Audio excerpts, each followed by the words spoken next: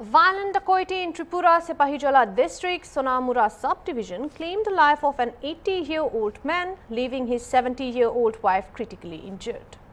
Police said a gang of over 10 dacoits broke into the house of Shanti Ranjan Das and tied him up before beating him to death. His wife, Namita Das, suffered multiple injuries after the attackers assaulted her with sharp weapons. She was rushed to GB hospital in Agartala, where her condition remains critical.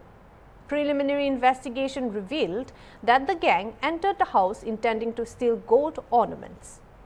When the elderly couple resisted, the dacoits resorted to extreme violence. The couple lived alone as their 3 sons, one serving with the Tripura State Rifles and 2 engaged in business in Agartala, were away at the time. The brutal crime sent shockwaves through the locality, raising concerns over public safety. Police teams led by the sub-divisional police officer reached the spot immediately and launched an intensive investigation. 3 suspects have already been arrested from Kathalia Mura under Sonamura police station. Authorities are interrogating them to identify other members of the gang. Simultaneously, multiple police teams are conducting raids to track down the remaining culprits, according to latest updates. Officials assured that every effort is being made to bring all perpetrators to justice and restore a sense of security in the area.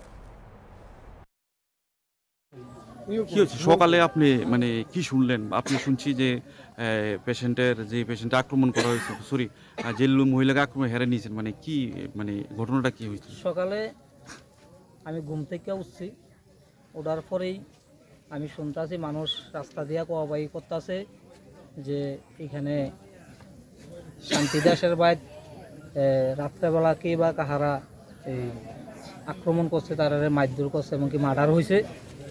আমি এটা শুনে আমি তড়িঘড়ি করে আমি আয়া দেখি শান্তি দাসের বউ রাস্তার ধারে, পাশের বাড়ি রাস্তার ধারে গাড়ার মধ্যে পড়ে আছে। তারপরে আমরা কয়েকজন মিলে ওনাকে মেলাঘর হসপিটালে আমরা নিয়ে যাই। হ্যাঁ, হসপিটালে নিয়ে যাওয়ার পরে মেলাঘর থানা থেকে স্টাফ গিয়েছে।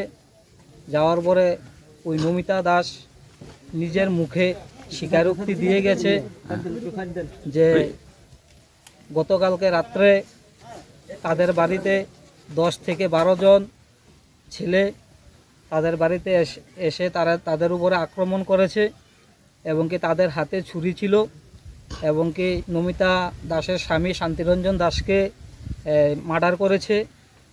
এবং কি আমরা জানার চেষ্টা করেছি, থানার বড়বাবু সহকারে জানার চেষ্টা করেছে নমিতা দাসের মুখ থেকে যে কারা ওই ছেলে। মাথাটা হাডা না এদিকে চলেছে, রক্ত বাড়তাছে, হাতে চুরি গুলা নিছে, কান্দি এমনি সিরিয়া এগুলো ইত্যাদিছে।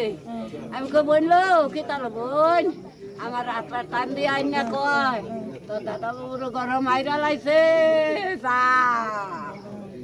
বইনেরে হালাই আর আইসি না, সকল মানুষ লই আইসি, কেউ কয় ঘর ঢুকে না ঢুকছি না গো মা, এ দূরে গো আইয়া তুই দেখলাম বইনেরে এই কোন সকলে লইয়া গেছে, আমার নিছে না।